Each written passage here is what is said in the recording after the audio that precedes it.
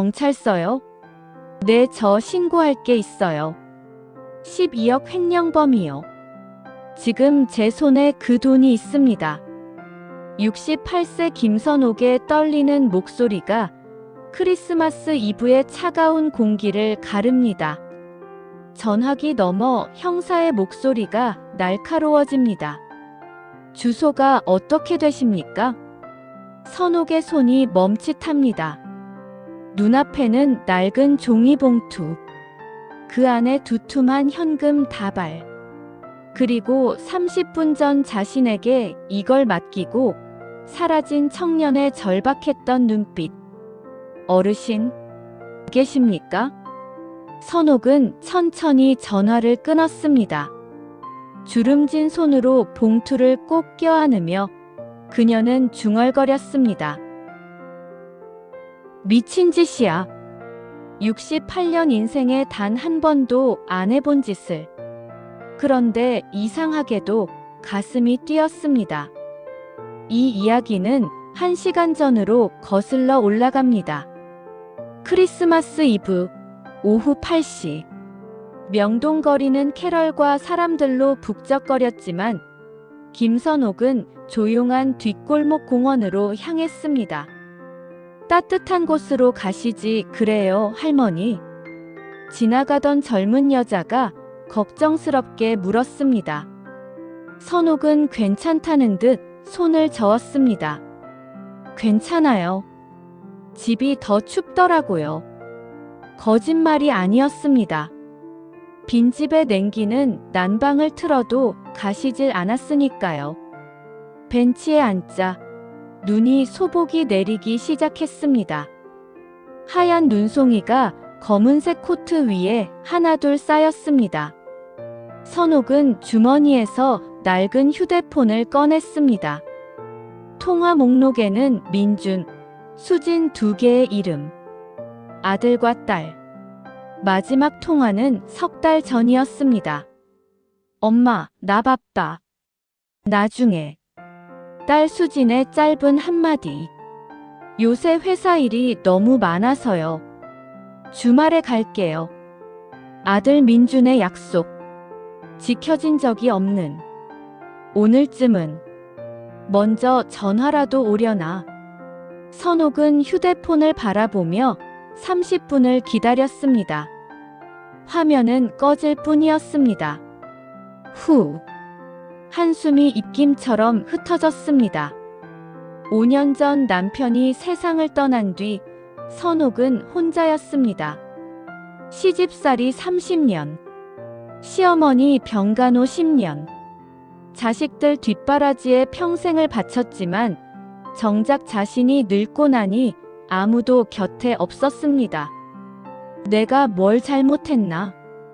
귓가에 남편의 목소리가 맴돌았습니다. 여보, 당신은 너무 착해. 자식들한테도 요구 좀 해봐. 요구할 줄 몰랐습니다. 평생 참고 견디는 게 미덕인 줄 알았으니까요. 바로 그때였습니다. 후, 후. 거친 숨소리와 함께 20대 청년 하나가 옆 벤치에 털썩 주저앉았습니다. 청년은 땀범벅이었습니다. 12월 겨울인데도 이마에서 땀이 주르륵 흘렀습니다. 손에는 낡은 종이봉투 하나. 선옥은 괜히 불안해졌습니다. 무슨 일 있나? 청년은 고개를 푹 숙인 채 거칠게 숨을 몰아쉬었습니다.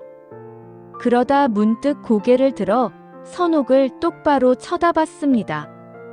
눈이 충혈되어 있었습니다. 울었던 흔적. 저기. 청년이 떨리는 목소리로 말을 꺼냈습니다. 혹시 이거 잠깐만 맡아주실 수 있으세요? 종이봉투를 내밀었습니다. 선옥은 당황했습니다. 뭔데요? 중요한 거예요. 제가 곧 다시 찾으러 올게요. 꼭이요. 아니, 갑자기 왜? 부탁드려요. 청년의 목소리가 절박했습니다. 눈빛이 애원하듯 흔들렸습니다. 선옥은 본능적으로 봉투를 받아들었습니다. 묵직했습니다. 생각보다 훨씬 무거웠습니다. 이게 도대체... 감사합니다. 정말 감사합니다. 청년은 벌떡 일어나 뒤돌아섰습니다. 잠깐만요.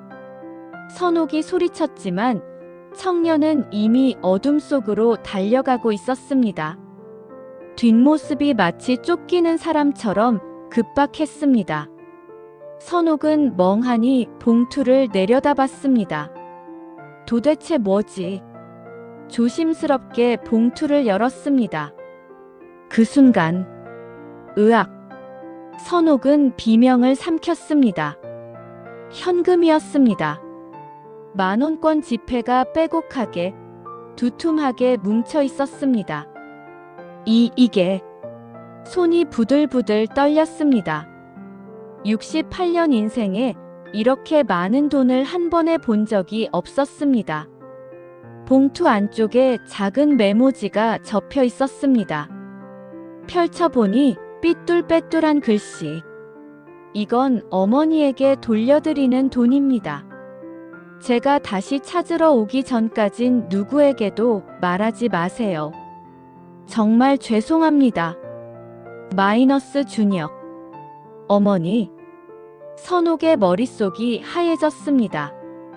내 자식들 이름은 민준, 수진인데 준혁이라니. 바로 그때였습니다. 윙. 멀리서 경찰차 사이렌 소리가 울려 퍼졌습니다. 가까워지고 있었습니다. 선옥은 본능적으로 봉투를 코트 안으로 숨겼습니다. 그리고 바로 그 순간 공원 입구에 세워진 경찰차에서 확성기 소리가 터져 나왔습니다. 주민 여러분, 잠시 협조 부탁드립니다. 현재 이준혁 26세 용의자를 추적 중입니다. 선옥의 심장이 쿵쾅거렸습니다. 이준혁 용의자는 희망나눔재단의 기부금 12억 원을 횡령한 혐의로 수배 중이며 12억? 선옥은 자신도 모르게 코트를 더 꽉 여몄습니다. 키 175cm, 검은색 패딩, 운동화 차림입니다. 목격하신 분은 즉시 신고 바랍니다. 경찰차가 천천히 공원을 지나갔습니다. 선옥은 벤치에 앉은 채 미동도 하지 않았습니다. 경찰차가 사라지고 나서야 그녀는 크게 숨을 내쉬었습니다. 가슴이 터질 것 같았습니다. 횡령범 12억. 손안의 봉투가 갑자기 뜨거운 돌덩이처럼 느껴졌습니다. 선옥은 황급히 집으로 돌아왔습니다. 현관문을 잠그고 커튼을 쳤습니다. 거실 탁자 위에 봉투를 올려놓았습니다. 어쩌지? 손을 비비며 방 안을 왔다 갔다 했습니다. 경찰에 신고해야 해. 당연히 신고해야지. 하지만 발이 떨어지지 않았습니다. 선옥은 다시 탁자 앞에 앉아 메모지를 펼쳤습니다. 어머니에게 돌려드리는 돈입니다. 어머니라니. 문득 청년의 눈빛이 떠올랐습니다. 충혈된 눈, 울었던 흔적, 그리고 절박함. 꼭 엄마 눈 같았는데. 선옥은 중얼거렸습니다. 자식을 기다리는 엄마의 눈. 자신이 매일 거울에서 보던 그 눈. 아니야. 범죄자야. 12억을 훔친 사람이라고. 이성이 말했습니다. 하지만 가슴 한편이 계속 쓰라렸습니다. 휴대폰을 집어들었습니다. 112를 누르려다가 멈췄습니다. 대신 통화 목록을 열었습니다. 민준. 전화를 걸었습니다. 뚜 마이너스. 받지 않았습니다. 수진. 전화를 걸었습니다. 여보세요? 딸의 목소리가 들렸습니다. 짜증 섞인 톤. 수진아, 엄마야. 엄마, 무슨 일이에요? 지금 친구들이랑 있어서 바빠요. 오늘 크리스마스 이브잖니? 혹시 내일이라도. 엄마, 우리 내일 남편 쪽 집안 가야 돼요.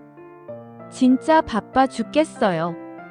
나중에 연락할게요. 그래. 알았어. 끊을게요. 딸. 이미 전화는 끊겨 있었습니다. 선옥은 휴대폰을 내려놓았습니다. 눈물이 주르륵 흘렀습니다. 나도 누군가한테 필요한 사람이었으면. 흐느끼는 소리가 빈집에 울렸습니다. 그녀는 다시 메모지를 들여다봤습니다. 정말 죄송합니다. 마지막 한 줄. 이 아이는 적어도 사과는 하네. 내 자식들은 한 번도 미안하다는 말을 한 적이 없었습니다. 다음 날 아침, 선옥은 봉투를 들고 다시 공원으로 갔습니다. 눈은 그쳤지만 벤치 위에는 하얀 눈이 수북했습니다. 털어내고 앉았습니다. 오늘도 올까? 1시간을 기다렸습니다. 2시간을 기다렸습니다. 정오가 되어서야 멀리서 익숙한 뒷모습이 보였습니다. 청년이었습니다. 조심스럽게 공원 쪽을 살피며 다가왔습니다. 선옥을 발견하자 그의 얼굴이 환해졌습니다. 할머니. 달려와 그녀 앞에 섰습니다. 정말 와주셨네요. 청년의 목소리가 떨렸습니다. 선옥은 봉투를 꺼냈습니다. 이거 받으세요. 청년이 손을 뻗었습니다.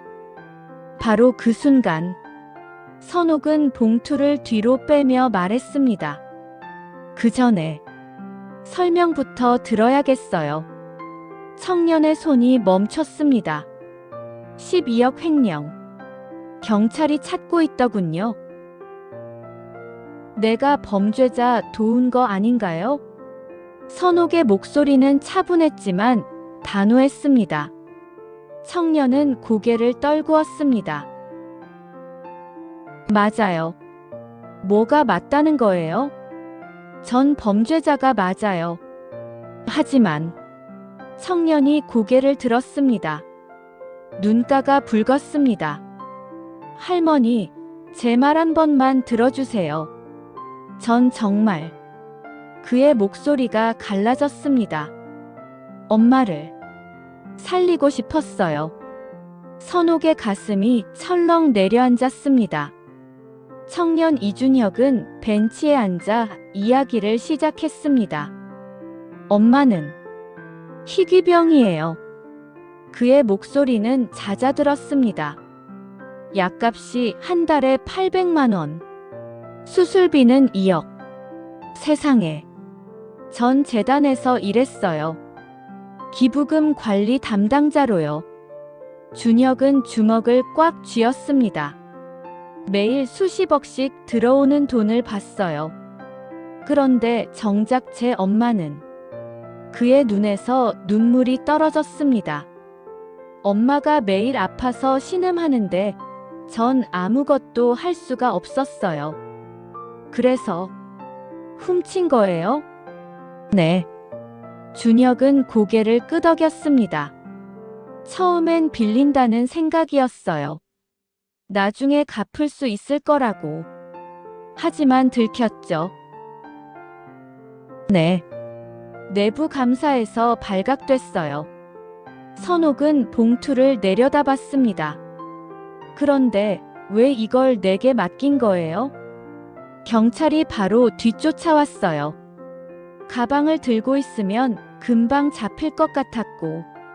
준혁은 선옥을 바라봤습니다.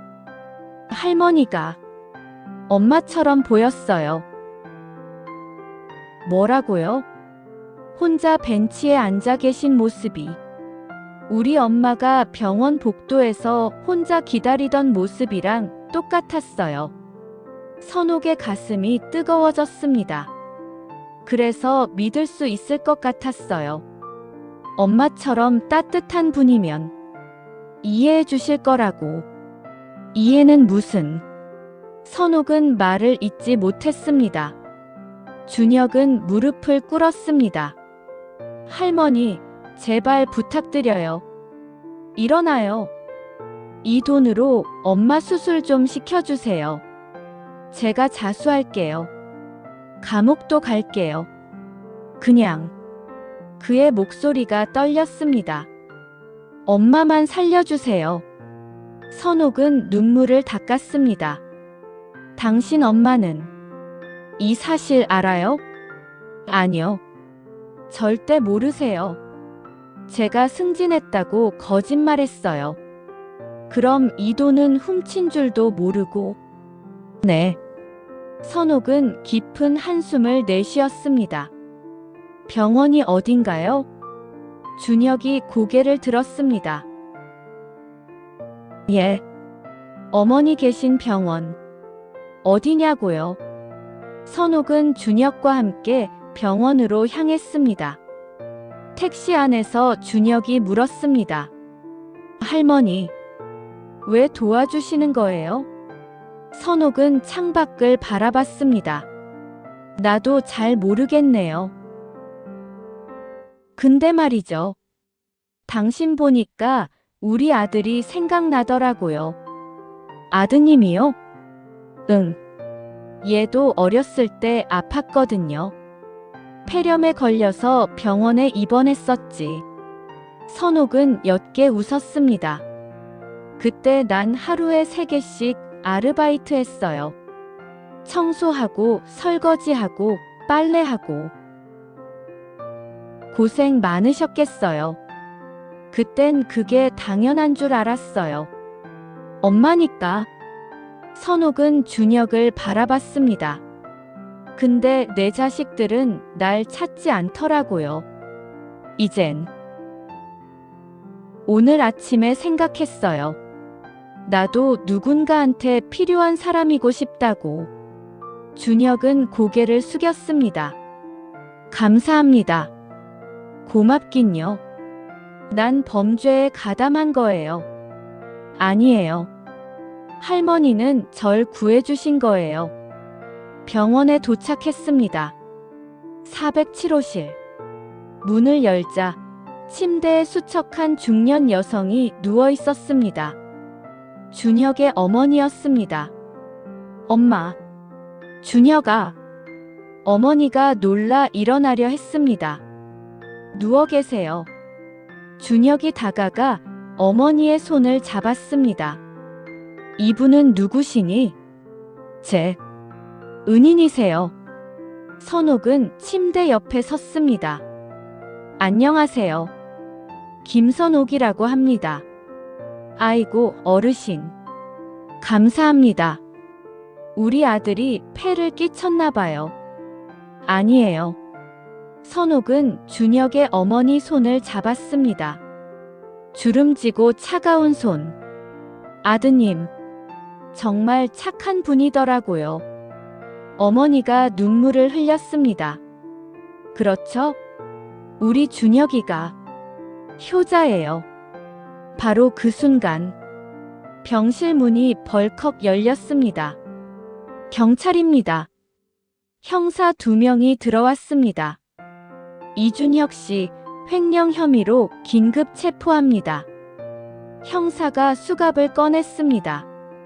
잠깐만요. 선옥이 앞을 가로막았습니다. 비켜주세요, 할머니. 이 아이 얘기 좀 들어보세요. 법은 감정으로 집행되지 않습니다. 형사가 차갑게 말했습니다. 준혁은 고개를 숙인 채 수갑을 받아들였습니다. 엄마, 미안해. 준혁아. 준혁아. 어머니가 울부짖었습니다. 선옥은 형사를 붙잡았습니다. 형사님, 제발. 이 아이 엄마 좀 보세요. 지금 당장 수술 안 받으면 그건 저희 관할이 아닙니다. 그럼 누구 관할이에요? 선옥의 목소리가 떨렸습니다. 돈 훔친 건 나빠요. 알아요. 하지만 이 아이는 엄마를 살리려고. 할머니, 그만하세요. 준혁이 말했습니다. 전 제가 한 일에 대한 대가를 받을게요. 그가 어머니를 바라봤습니다. 엄마 사랑해요. 꼭 건강해지세요. 안 돼. 준혁아. 형사들이 준혁을 끌고 나갔습니다. 병실은 어머니의 울음소리로 가득 찼습니다. 선옥은 창밖을 바라봤습니다. 눈이 다시 내리기 시작했습니다. 사흘 뒤, 선옥은 경찰서를 찾았습니다. 저, 이준혁 씨 사건 관련해서 왔습니다. 무슨 일이십니까? 이 돈, 제가 낸 겁니다. 선옥은 종이 봉투를 내밀었습니다. 형사가 놀라 봉투를 열었습니다. 이게 4천만 원? 네. 제 전 재산이에요. 할머니, 왜 이걸? 그 아이 엄마 수술비로 쓰게 해주세요. 형사는 난처한 표정을 지었습니다. 할머니, 이건 법적으로. 알아요. 횡령한 돈은 돌려줘야 한다는 거. 하지만 이건 제 돈이에요. 선옥의 목소리는 확고했습니다. 사람 목숨이 법보다 중요하지 않나요? 형사는 한참을 침묵했습니다. 그리고 고개를 끄덕였습니다. 상부에 보고해 보겠습니다. 감사합니다. 선옥이 고개를 숙였습니다. 바로 그때 선옥의 휴대폰이 울렸습니다. 민준. 아들이었습니다. 여보세요? 엄마, 무슨 짓이에요? 아들의 목소리가 날카로웠습니다. 갑자기 통장에 돈이 4천만 원이나 빠져나갔던데 사기당한 거예요? 선옥은 씁쓸하게 웃었습니다. 아니야. 엄마가 쓴 거야. 뭐 했어요? 왜 나한테 얘기 안 하고? 돈 때문에 전화한 거니? 당연하죠. 나중에 우리 유산인데. 선옥의 가슴이 무너졌습니다. 그래. 알았어. 전화를 끊었습니다. 눈물이 흘렀습니다. 하지만 이상하게도 후회되지 않았습니다. 일주일 뒤, 선옥은 다시 407호실을 찾았습니다. 문을 열자 놀라운 광경이 펼쳐졌습니다. 준혁의 어머니가 앉아 있었습니다. 할머니. 어머니가 환하게 웃으며 손을 흔들었습니다. 수술 성공하셨어요? 네. 어르신 덕분에요. 선옥은 그 자리에 주저앉았습니다. 다행이다. 눈물이 주르륵 흘렀습니다. 어르신, 정말 감사합니다. 평생 은혜 잊지 않을게요. 아니에요. 선옥은 고개를 저었습니다. 나도 고마워요. 누군가를 위해 뭔가 할 수 있어서. 바로 그때 병실 문이 열렸습니다. 엄마. 익숙한 목소리. 선옥은 깜짝 놀라 뒤를 돌아봤습니다. 민준이, 수진이, 아들과 딸이 서 있었습니다. 엄마, 여기서 뭐 하세요? 딸 수진이 놀란 표정으로 물었습니다. 그게 경찰서에서 연락 왔어요. 엄마가 4천만 원을 낸 사건 관련해서. 아들 민준이 다가왔습니다. 우리 완전히 놀랐어요. 엄마가 무슨 사기라도 당한 줄. 사기 아니야. 선옥은 조용히 말했습니다. 내가 하고 싶어서 한 거야. 왜요? 대체 왜 모르는 사람한테? 바로 그때 준혁의 어머니가 말했습니다. 모르는 사람이 아니에요. 예. 이분은 우리 아들과 저를 살려주신 은인이세요.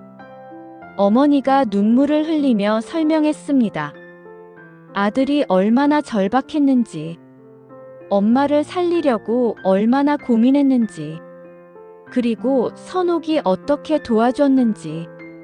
제 아들은 범죄자가 됐지만 이분 덕분에 전 살 수 있었어요. 민준과 수진은 말을 잃었습니다. 수진이 조심스럽게 물었습니다. 엄마, 우리한테는 왜 말 안 하셨어요? 너희한테? 선옥은 쓸쓸하게 웃었습니다. 너희는 바빴잖니. 크리스마스에도 전화 한 통 없었고. 난 그냥 누군가한테 필요한 사람이고 싶었어. 선옥의 목소리가 떨렸습니다. 내 자식들한텐 필요 없는 사람 같아서 다른 사람이라도 도와주고 싶었나 봐. 수진이 울음을 터뜨렸습니다. 엄마. 민준도 눈시울이 붉어졌습니다. 죄송해요, 엄마. 우리가 너무 못났어요. 괜찮아. 선옥은 손을 저었습니다. 이제 알았으니까. 수진이 달려와 선옥을 껴안았습니다. 엄마, 미안해요. 정말 미안해요. 민준도 다가와 선옥의 손을 잡았습니다. 다음 크리스마스엔 꼭 함께 보내요. 약속할게요. 선옥은 자식들을 바라보며 눈물을 닦았습니다. 그래. 2달 뒤, 선옥은 구치소 면회실에 앉아 있었습니다. 유리 너머로 준혁이 들어왔습니다. 할머니. 그래, 잘 지냈니? 네. 할머니 덕분에 엄마가 완치됐대요. 준혁의 얼굴이 환했습니다. 다행이다. 할머니, 정말 감사해요. 평생 잊지 않을게요. 너 형량 얼마나 나왔니? 3년이요. 선처받았어요. 선옥은 고개를 끄덕였습니다. 3년 뒤엔 다시 시작할 수 있겠네. 네. 출소하면 엄마 잘 모실 거예요. 그리고 준혁이 선옥을 똑바로 바라봤습니다. 할머니한테도 꼭 보답할게요. 진짜 아들처럼요. 선옥은 미소 지었습니다. 그래. 기다릴게. 면회 시간이 끝났습니다.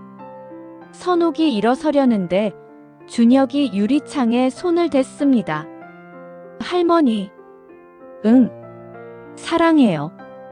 선옥은 순간 멈췄습니다. 그리고 천천히 웃으며 손을 흔들었습니다. 나도. 고맙다. 1년 뒤 크리스마스 이브. 선옥의 집 거실은 북적거렸습니다. 할머니, 케이크 여기 놓을게요. 민준이 큰 케이크를 들고 왔습니다. 엄마, 이거 제가 만든 거예요. 맛있을 거예요. 수진이 음식을 나르며 웃었습니다. 그리고 문이 열렸습니다. 할머니. 준혁의 어머니가 꽃다발을 들고 들어왔습니다. 어머, 오셨어요? 감사하죠. 초대해 주셔서. 당연하죠. 가족인데. 선옥은 그녀의 손을 잡았습니다. 준혁이는 잘 있나요? 네. 올해 안으로 가석방된대요. 모범수라고요. 정말 다행이네요. 거실 테이블에 모두 둘러앉았습니다. 민준이 샴페인을 따르며 말했습니다. 자, 건배할까요? 뭐에 건배하게? 선옥이 물었습니다. 수진이 엄마 손을 잡았습니다. 엄마가 우리한테 가르쳐 준 거세요. 뭘 가르쳐 줬는데? 진짜 가족의 의미요. 민준이 덧붙였습니다. 피로 연결된 게 가족이 아니라 서로를 아끼는 마음이 가족이라는 거요. 선옥은 눈물이 핑 돌았습니다. 그래. 맞아. 준혁의 어머니도 눈물을 닦았습니다. 우리 준혁이도 그렇게 배웠어요. 할머니한테서요. 건배. 잔이 부딪히는 소리. 창밖으로 눈이 소복이 내렸습니다.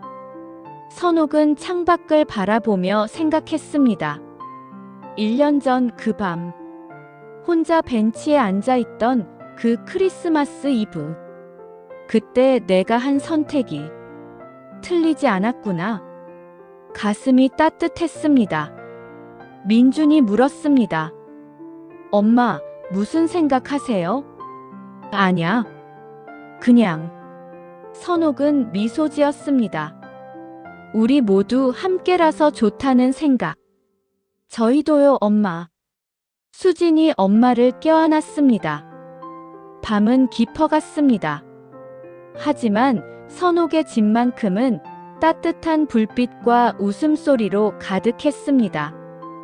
68세 김선옥. 그녀는 그날 밤 깨달았습니다. 가족이란 피가 아니라 선택이라는 것을. 그리고 진정한 사랑은 받는 것이 아니라 주는 것이라는 것을. 창밖의 눈은 계속 내렸습니다. 마치 축복처럼. 새하얀 크리스마스의 기적처럼. 이 이야기는 우리에게 말합니다. 외로움 속에서도 누군가를 위할 수 있는 용기. 혈연보다 중요한 것은 진심이라는 것. 그리고 68세, 78세, 나이가 몇이든 우리는 여전히 누군가에게 필요한 사람이 될 수 있다는 것을. 메리 크리스마스. 당신도 누군가의 기적이 될 수 있습니다.